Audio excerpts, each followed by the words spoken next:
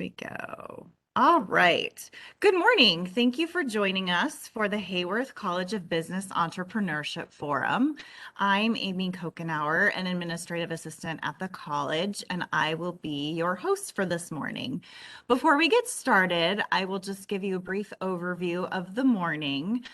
Dr. Satish Deshpande, Dean of the Hayworth College of Business, will introduce our speakers, Jake and Kayleigh Lohse.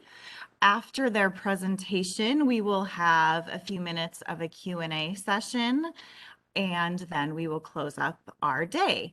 As you're listening to the presentation, if you have questions, feel free to go ahead and put those in the Q&A or the chat feature, and we will address them once Jake and Kayleigh are done. With that, I will turn it over to Dr. Satish Deshpande.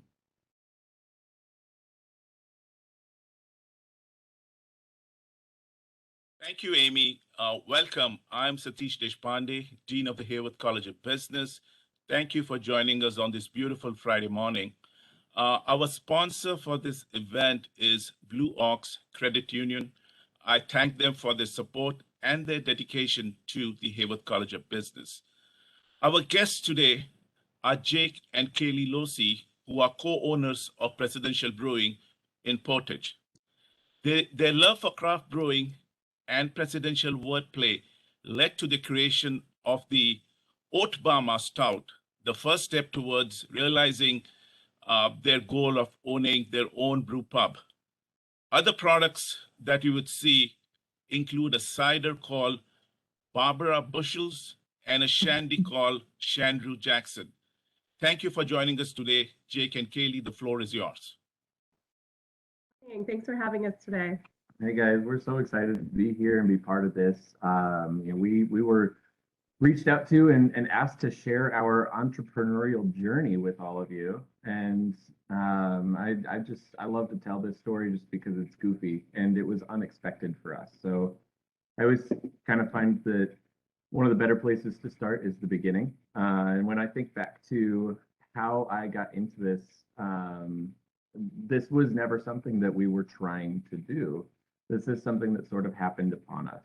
And so as we get into this, I'll explain that a little bit more. We had started really just out of a silly happenstance. I used to get together with friends every Friday. We called it New Beer Friday. And each Friday we would have some beer that we'd never tried before.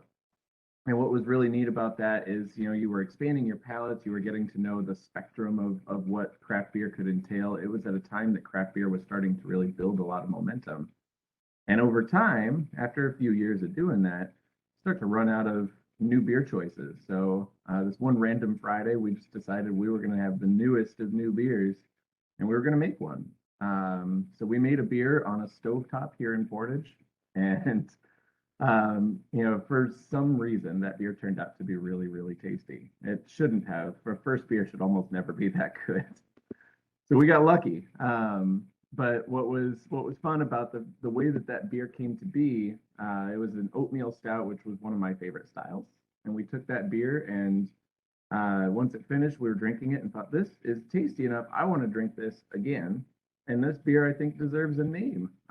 So as we were sitting there struggling to come up with a name for it, I just thought, the president right now is Obama. This is an oatmeal stout. Wouldn't it be funny if we had a beer called Oatbama?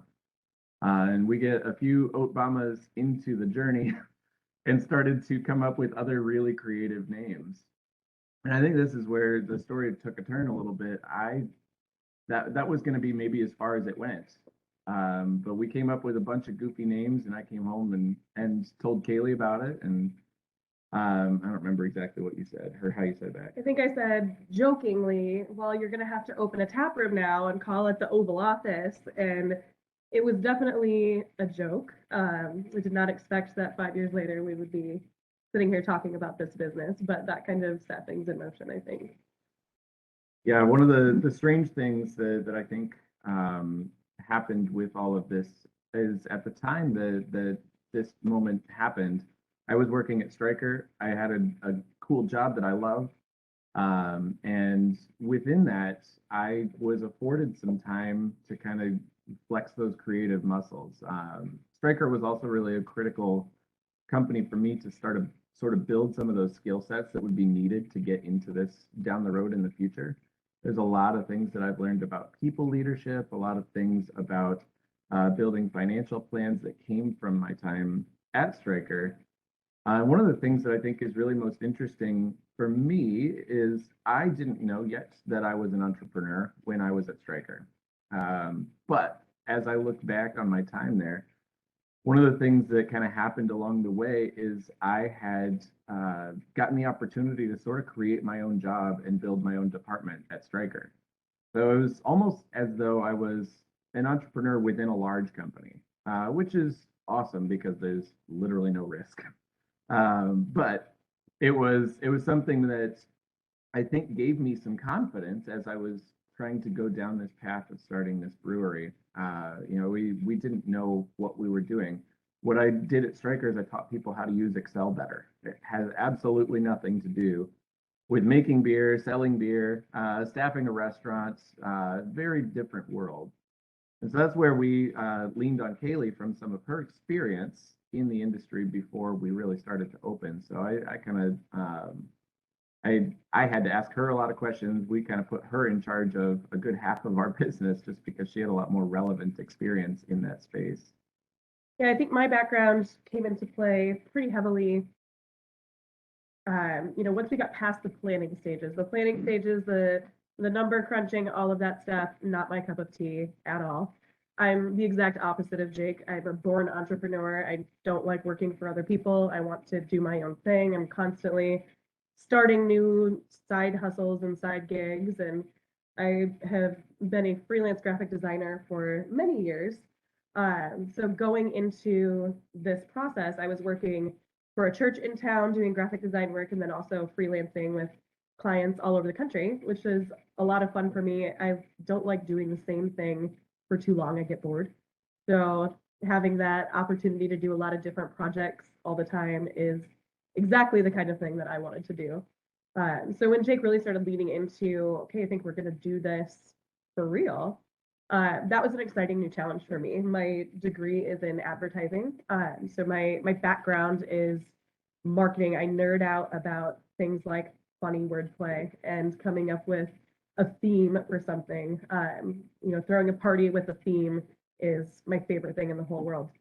So it was a great opportunity for us to blend the two areas that we were each good at into this project. So I had spent quite a bit of time in college as a server and bartender working in the restaurant industry. So I did have a little more of that background than Jake did when it comes to how does staffing work, how do we set up, how do we structure a staff, how do we create a menu, all of those sorts of things. But I think without either of our individual backgrounds and sets of experiences, it would have been a lot more difficult to walk into this project together.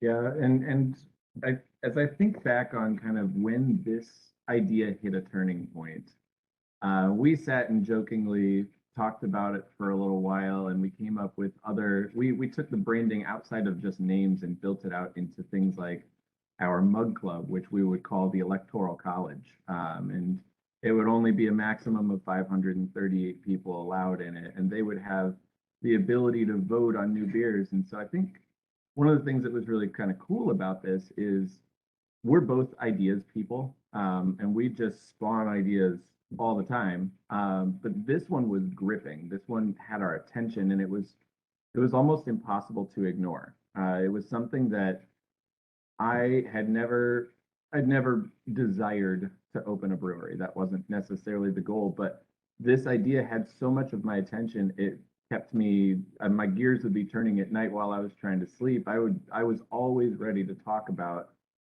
this. And yeah, go ahead. I was going to say the thing for me that then switched that over into, okay, we need to pursue this is once we started sharing those ideas with other people. It's one thing for us to sit at home and spitball about all these crazy, goofy things that we think we're going to do. But when we started sharing it with friends at these New Beer Friday events that Jake was talking about, people got excited almost even more than we did. They were, oh my gosh, have you thought about this beer name, or what if you created something called this? And it was really neat to see other people getting excited about our idea. And I think that really gave us the confidence and the affirmation that, okay, this is something that other people are going to be pumped about. Because if you're the only one excited about your idea, it's not going to work out. But when we saw all of our friends and family really going like, oh my gosh, this is awesome, and they wanted to then become a part of it, that was a really cool turning point for me. Yeah, so one of the things that was interesting is this New Beer Friday, it evolved. It used to be me and a small group of close friends and family, and we started changing that model over as we built our commitment into chasing this. I went out and purchased a homebrew system that was going to be a lot more adequate than making beer on a stovetop. And this was going to be one that would actually sort of lay the foundation for how to do this commercially, because it's just a smaller version of the big process. And so I had bought that equipment. We started making beers at our house, and New Beer Friday became a thing where we would invite all of my friends from Stryker and all of my friends from church and all of my friends from the beer club, and everybody would come over to our house once a month. And the first month it was 20 people, and then it was 30 people, and by the time we got this thing really going, we had 60, 70 people a month show up to try a new beer. And in that, they would try our new beer and give us feedback. And I think what we didn't realize at the time is we were actually already building our customer base. Most of those folks ended up becoming mug clubbers. And one of the other major parts for us that really triggered this into being a real thing is I had a friend that pushed me. She had said, if you are thinking about this at all, you should start a social media thing now. Start a Facebook page now. It's free to start. Start an Instagram page now.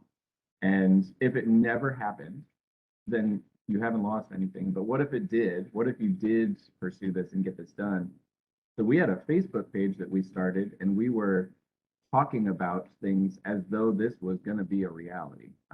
This wasn't ever out of reach for us. Once we started that page, we just decided, hey, we're just going to pretend like this is going to happen. Fake it till you make it, And by the time we opened, we had 2,000 followers on our Facebook page. We had 200 members in a mug club, and probably 120 of them that had never drank our beer before, just because we were keeping people involved in our process from the start of this silly little idea where we didn't really know what we were doing. People got to be involved in watching this develop through our social media. What I think was fun about that is everybody felt like they were part of it. We invited our group from New Beer Friday to come out and help us with demolition of the building, because we'd taken over. It was an old laser tag facility, and it had, still has mini golf outside, and then arcades in another spot. And we had a bunch of work to do on the building to get it caught up. But people were so invested in this with us that they wanted to come and help us do that demo work. They wanted to come and rally behind a cool community project. And I think that that's one of the most encouraging parts of this whole journey, is that it didn't really, it wasn't under my own power. It wasn't anything that I could have done alone. We relied on a lot of people for this. And I think specifically about a conversation that we had at a New Beer Friday when we were still joking about it. A friend of mine had told me, he said, if you're serious about it, call this person that I know. He started a brewery. And so I did. We called this guy. I talked for an hour with him about it. And he said, if you're serious about it, call these 3 people and talk to them about these 3 things. And one of those was the SBDC. And we got to know Tamara Sniffen and John Schmidt over at the SBDC. Huge, incredible resource that did a lot of good for us to kind of get this thing off the ground. I think one of the other coolest parts about the New Beer Friday experience for us really is something that we've come back to reference thousands of times since we started this project. And it's really you hear people talk about the why. What is your why? Why did you do this? And it feels a little cheesy sometimes to talk about that, but I think it's remembering why we started has gotten us through some difficult phases. Going through COVID as a restaurant owner was a really difficult time, but thinking back regularly to why did we start this? What did we set out to do here? And that for us was creating community. And we sell beer, we sell food, sure, but our product, what we really sell is community. And we saw that start to take place for the first time at these New Beer Friday events where Jake and I would kind of, we had 70 people in my basement, which stressed me out in a big way. Like, that is too many people in my basement. We need to build a bar because they don't fit in my house. But, stepping downstairs and looking around and kind of taking it in and realizing, okay, there's a guy over here who goes to our church who's talking to a guy from Stryker that I know doesn't go to church. And I happen to know for a fact that those two have polar opposite political views. They have very different socioeconomic status.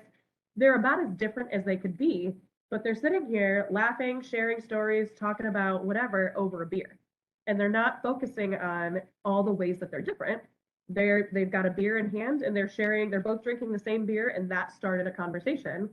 What do you think about this beer? What do you think? Oh yeah, I like it, And we kept seeing that happen where we would look around this room and see people that normally probably wouldn't gravitate toward each other. They might not cross paths. They may not feel like they have a lot in common, but when you give them the opportunity to talk about a beer, suddenly they've got all sorts of things to talk about.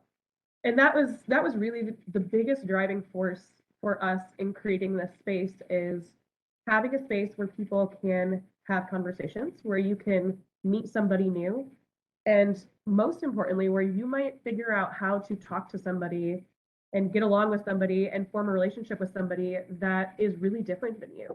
You might have completely different ideas about politics or religion or all sorts of other things, but when we realize that we actually have a lot more in common with each other than we think, it's a pretty cool thing. So that's just been a really fun piece to reference back time and time again when we're making decisions as a business, when we have to decide, hey, we're gonna pursue one of these 3 next projects. Which one serves our ultimate goal the best? Okay, that's where we're gonna go. We're gonna focus on community.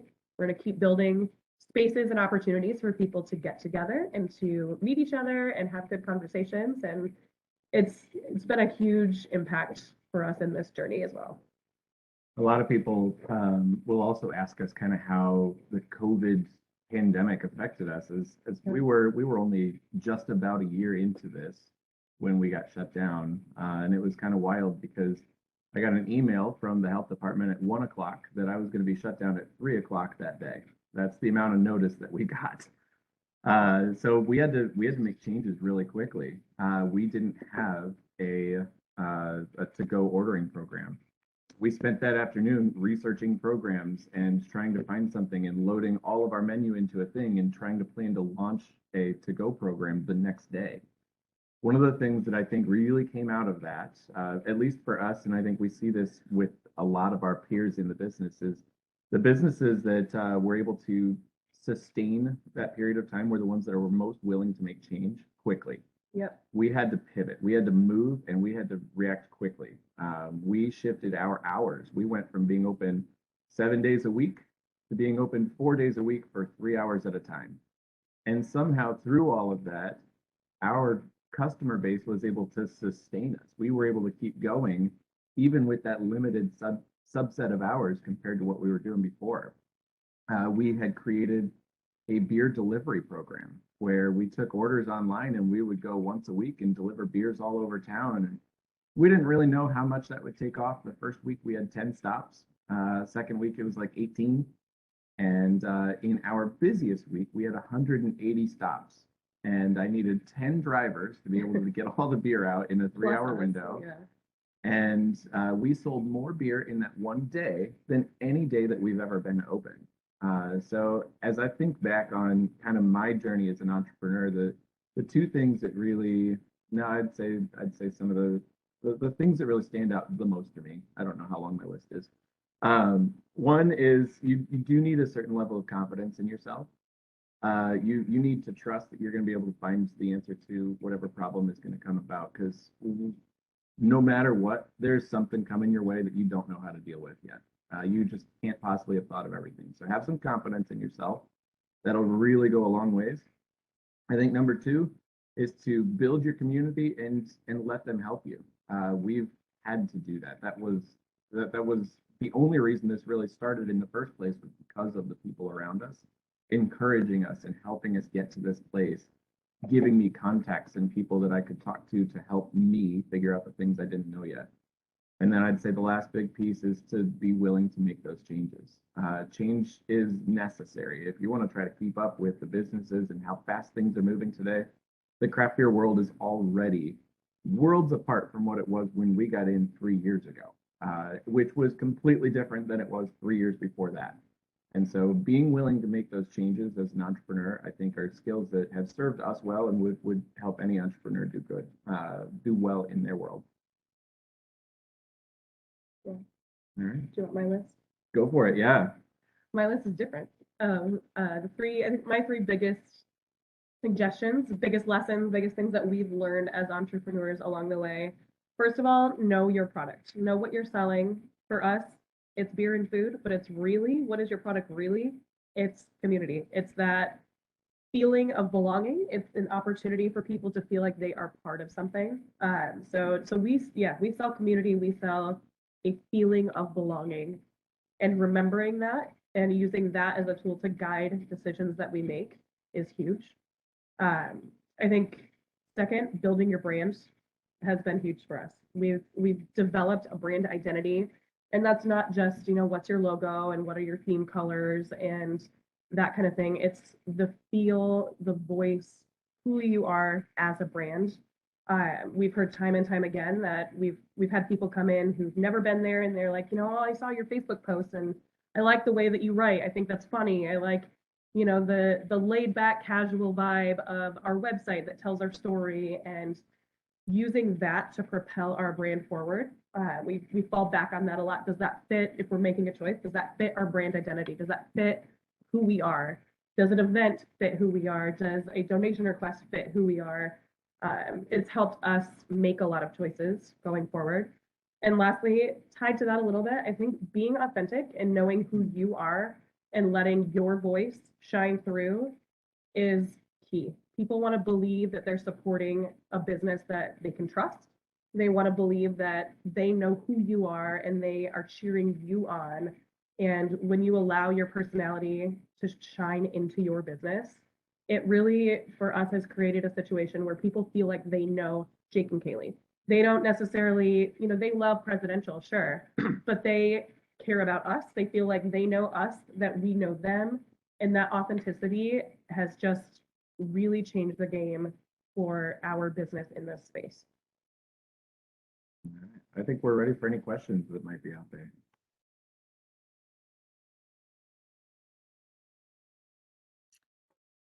All right, awesome. We do have a few questions that have come in. One of them, Jake, you sort of touched on it, just talking about how the craft brewing industry has changed in the last few years. Has it become a crowded marketplace, or I guess, what ways has it changed, and how do you differentiate yourself? Yeah, so I'm not sure if your screen's frozen or if it's mine, but there we go. I think it's, Yeah. To kind of answer your question, we're back on now.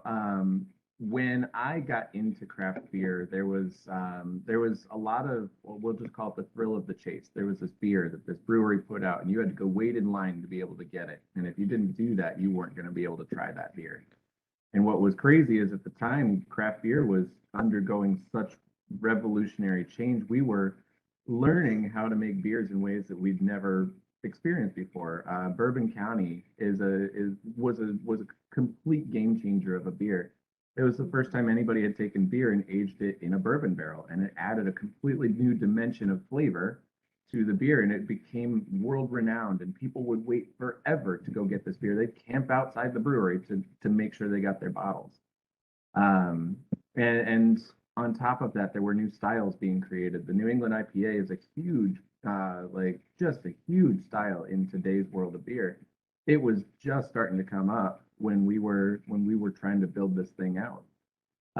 So to the question of whether things are crowded or not, I would say to a certain extent, yes.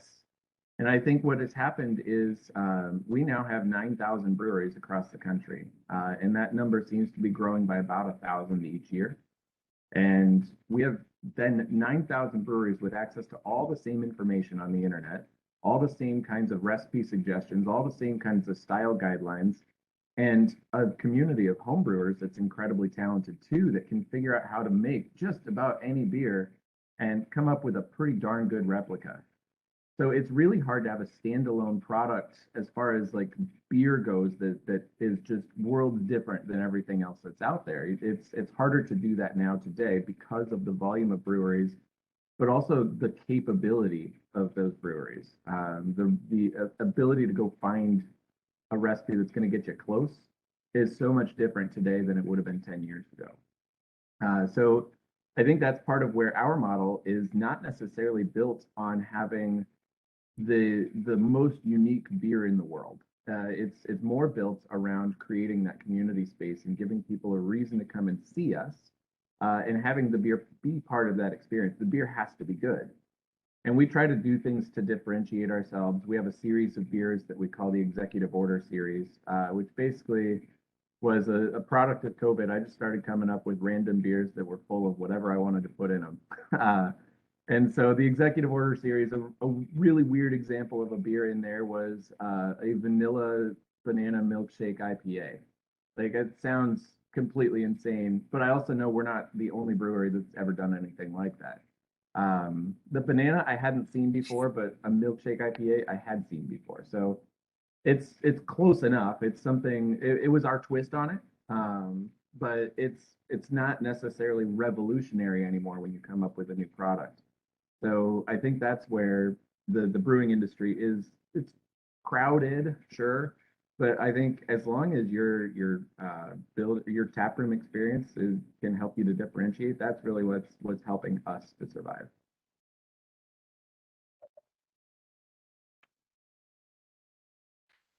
Okay, so kind of along the same lines, do you compete or collaborate with other breweries in town?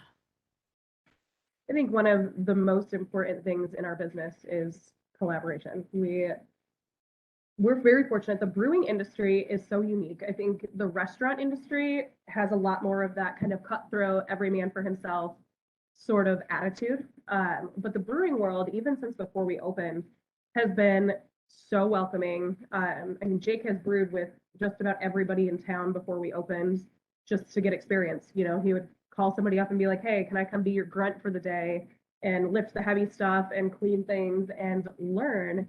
And everyone was so open and willing to, yep, come on in. There's really, locally especially, not that sense of just competition. You know, of course, technically we are all competitors, yes. But over the years, we've brewed a lot of collaboration beers once we did open with most of the other breweries in town. You know, we go drink beer at the breweries around Kalamazoo, Portage area. They come to our place. You know, it's fun to have that relationship with people. I think it's incredibly important too. We learned that during the COVID shutdown, especially, that all of a sudden, you know, many of us, and this actually expanded into the restaurant world too, kind of for the first time that I ever saw it happen, but there were all these brewery, restaurant business owners in town who were now feeling this incredible pressure after receiving that initial COVID shutdown. And we're kind of like, where do we go with this? And to be able to have a network of people in your industry who understand what you're going through was hugely important for us, even just to have people to vent to and to be frustrated about the constant, you know, changing rules. And all of a sudden, you know, all of us had to be mask police for a while, and that was incredibly frustrating. And all these things, that just having a group of people in your industry who have your back, who understand exactly the same feelings that you're going through, when a lot of our non-business owner friends and family just couldn't really relate in the same way. That support has been incredibly important for us. And even, you know, outside of COVID, just having other business owner friends to have a beer with and, hey, I've got this issue that I keep running into. Have you guys encountered this? Or just venting about a rough brew day where everything went wrong, and you know, I don't need advice. I don't need you to fix it. I just need to be mad for a minute, to somebody that understands. That's been really cool. And we're now at the place where we have gotten to be the wiser advice giver to newer breweries that are popping up. And it's cool to kind of see that life cycle continue. And I just feel really fortunate to be able to be part of a community that values collaboration. And, we've borrowed ingredients from breweries down the street. When we ran out on brew day, we've lent out ingredients to other people. It's just really neat. It's a special bond and relationship, I think, that is unique to our industry. And it's been really cool to be a part of that. Thanks for that. Yeah, that does sound like it's unique to the brewery. I don't think all industries could say that for sure. Another more kind of nuts and bolts question. How did you arrange financing initially when you decided to take it from your basement to an actual location and make a go of it? Yeah, so to do that, you have to have a really good business plan, first of all. So I worked with the SBDC to develop that and hone that and really kind of flesh out a whole entire idea instead of just a concept. We had to think about who our competitors were and what our marketing strategy was going to be and what does my target market even look like. We worked really hard to develop a strong business plan and then got turned down by the first 6 banks. And so I'll say this, it's not necessarily easy, nor is it straightforward. But we had that confidence, I think, in our plan to keep pushing regardless. We did have to have some of our own money into it. So I've been working for a number of years at Stryker, had some savings that we were able to build up, and with the SBA program, depending on the lender that you get, they're usually looking for between 20 and 30% of any loan amount to be funded by the business owner. So that became an important target for us, and that can be funded with personal savings, or if you're able to raise some debt funds. And so we did a program that was called a revenue sharing agreement, which basically said that you're going to give us, we'll call it $5,000 right now. And then over time, based on the amount of revenue that we have, we're going to pay you back until you've received 150% of your original investment. And so that was really helpful to help us raise some debt capital that helped us to get a bigger overall loan, just because we were able to, that 30% number was now a larger number than it started. I think something important to note with that too, that I didn't, before going into this, didn't realize that this was an option. We never wanted to have investors that had a say in our business. We wanted to keep it just us. We wanted to make sure that we didn't find ourselves in a place where we had a bunch of other people who didn't have the same vision as us, didn't have the same experiences as us, who got more of a say than we did. In my understanding before this, and I am not a finance person, disclaimer, that's not my jam, but typically to me, investors meant, okay, you're giving away part of your business, you're giving other people a say. And this arrangement that we had allowed us to bring in investors. It allowed us to only take a small number of people who were willing to donate a couple $1,000 a piece, basically. But they get a little extra money out of the deal. They get paid back with interest, but we also keep all the decision-making power only to us. So that was something that I didn't know was an option. And I think that's important for people that are potentially looking to do something where they need to bring in outside financial help, but don't necessarily want to give away control of the business itself. The other thing I think is worth knowing is that the way an SBA loan works is that the SBA will guarantee to pay the bank back based on a certain period of time having elapsed first. You have to survive as a business the first 2 years before that SBA guarantee can take care of the bank loan. And so when the banks are looking at that, it's not as simple as saying, I have a guaranteed loan, let's just approve it. They want to believe that you can make at least those first 2 years. And having no experience in the industry, that was a bit of a challenge. So that's part of where I went out to the local breweries, asked if I could brew for a day. And at the end of it, I asked the brewers or the owners that I was with for the day, I said, hey, do you think that I would be good at this as a brewery owner? If you do, would you write me a letter of recommendation? We took 6 letters of recommendations from My peers in the industry, from my pastor who I ran the finance team for his church, from peers at Stryker. And those letters of recommendation actually really solidified our application. That was when banks finally started paying attention to what we were asking.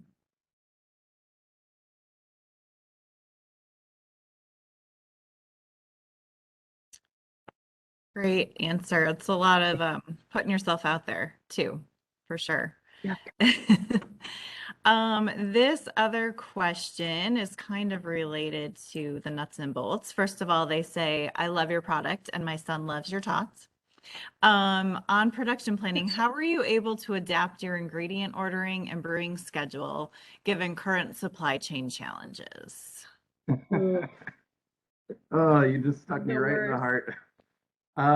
Yeah, so I mentioned the idea of having to have confidence in being willing and ready to make change as necessary. You never know what's coming. And this is just another one of those things. We talked a little bit before the call that COVID has evolved with the types of problems that it's brought to our business. At first, it was just the fact that you couldn't be open, and then it was, other things with people making political statements about masks or not masks or whatever it is. But today's problem is definitely a lot more related to labor and supply chain. And to a certain extent, you're a little bit hamstrung on supply chain. If I need wheat, I need wheat. There's not really a great substitute for that. So you do get to kind of eat some of that for a little bit. And what we've had to assess as business owners is, when is it the right time to change our pricing? We were hesitant to be the first in our world to start jumping prices up, just because you don't want to put off your customer base that way, or at least that was our take on it. But we have increased prices to help make up for the change in cost. And that's one place to look. Another thing that we've done is on both the brewing ingredient side, but also our overall supplies side. I mentioned earlier that my strength at Stryker, I was an Excel guy. And so I've built tools that'll actually go through, I click a button, it looks up the product that I'm looking for on 6 different websites and tells me the price of each one, and then tells me where I should order it. So getting a larger group of suppliers to buy from can help you find sometimes better prices, or at least mitigate some of the jump in pricing. And I've had some suppliers that were sad to lose some of the business, but their prices have to be where they are too. Their costs have also gone up. So diversifying suppliers, I think, has been a big help in trying to mitigate some of that issue, but by no means is that all. You have to be really cognizant of where your cost of goods is, and you have to kind of think about where it might be heading. If it's going to keep trending upwards, you're going to have to at some point make a pricing adjustment. Yeah, I think another important piece to look at too is, I know you've changed some of our ingredient purchasing. While we used to buy 1 pallet of something, now we're getting 4 because you get a much better price on it, and we don't know if that's going to run out. If things are tight, and then that comes with another challenge of, now where do I store all this stuff? And there's a lot of that. We don't have a lot of extra storage space in the building, so trying to figure that out is interesting. But just kind of looking at ways that, okay, if we can forecast out the next couple of months, how much are we going to use? Is it worth it because of a price hike to start buying in a little bit bigger quantity, more bulk ordering, in order to keep those prices down? Then at the same time, making sure, do we have space to store it? Is it going to go bad? Can we use it before it goes bad? Those are questions to look at. I know we also, in our industries, are able to partner with other locations sometimes to say, hey, we're all going to go in on a whole snot load of, I don't know, barley, whatever. I don't do that side of things, but I know I have a chat group with a bunch of different restaurant owner friends, and the other day one of them is like, okay, I'm going in and I'm buying 76 cases of gloves, because vinyl latex gloves in the kitchen, those have been hard to find, and all of a sudden the case price jumped through the roof. So he said, all right, I've got a storage unit, I've got a place to store them, I get a way better price if I buy a whole half pallet of them at a time. If you guys want in, let me know, and we can split it out, and I'll go buy gloves from him instead. So having those relationships with other people in the industry has been really helpful, because there are times where, somebody else has the storage space to be able to buy a whole pallet of whatever. So being in a situation where we've got friends and peers in the industry who are willing to reach out to each other and say, hey, I know this is hard for all of us. I'm gonna go do this thing. Let me know if I can sell any to you. So yeah, I would just, another reason to hammer home, making those relationships with people in the industry that you're in can prove to be incredibly helpful in situations like this. Sounds good. All right, we will do one more before closing. I just want to remind our students that are on the call, I did put the link for Spurs credit in the chat. So just click on that link. It will record your attendance. Once we do our last question, then Satish will offer our closing. All right, so our last question is, how crucial is the food component, the food that you offer, in your success? 100% crucial. When we first set out to open, we didn't want to have food. We didn't want to be a restaurant.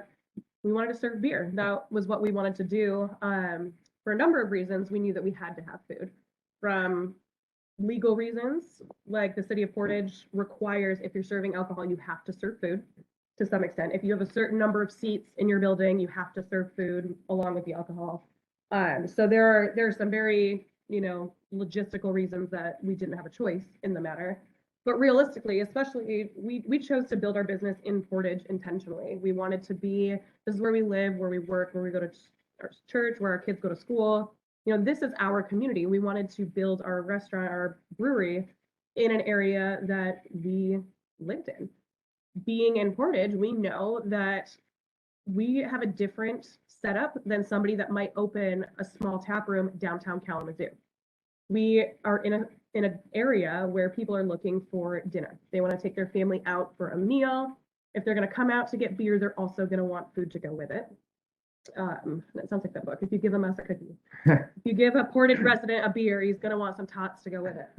So we knew that if we wanted to keep people, if you want butts in seats, if we only have food, they might come get a beer, but then they're going to go down the road to somewhere where they can get another beer and have food. So it was a decision that we made for a lot of reasons going into it. We knew we needed to have a kitchen.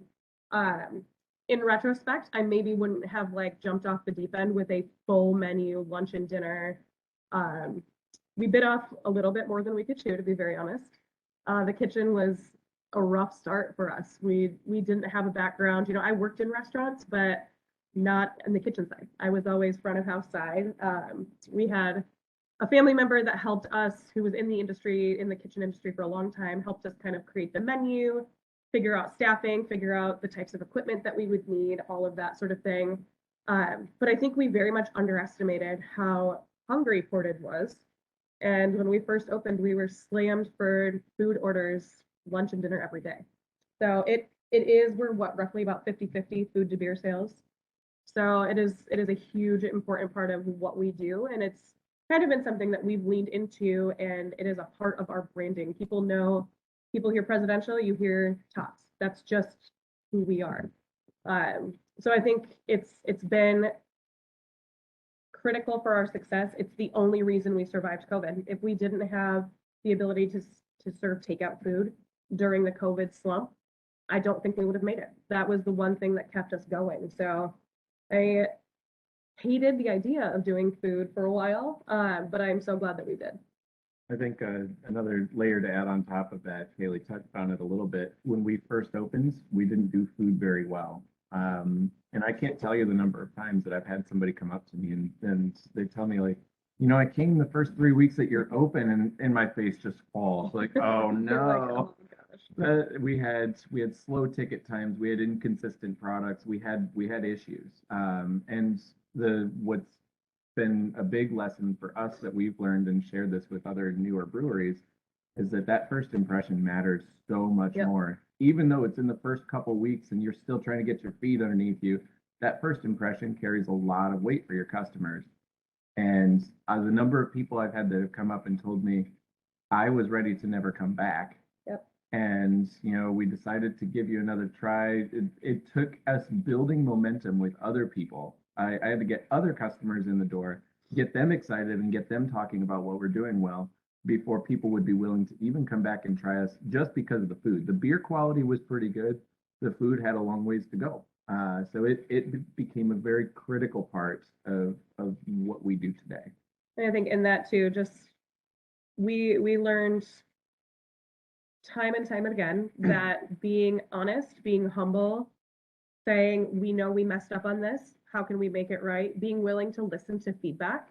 We were forced to learn those lessons a lot at the beginning, but I think that was the primary reason that people were willing to give us another chance a lot of the time, is because we knew that we were falling short in some areas. We were always willing to fix the problem. We were humble about it. Sometimes as a new owner, it's difficult to hear negative feedback about your product or your service. You don't want to hear you've spent so much time, money, energy pouring into this thing. It's hard to hear that people were disappointed. So just remaining open to that feedback, open to criticism, being willing to learn and to make changes and to pivot. I think we've used that word a million times today, but learning how to adjust what you're doing based on the feedback you're receiving is really important. Well, thank you, Jake and Kayleigh, for a great presentation. Please join us for the next Entrepreneurship Forum on Friday, April 8th, featuring Brian Mears of Plumeria Botanical Boutique. Thank you again, and I'd like to thank our sponsor, Blue Ox Credit Union. I hope all of you have a great day and a great weekend.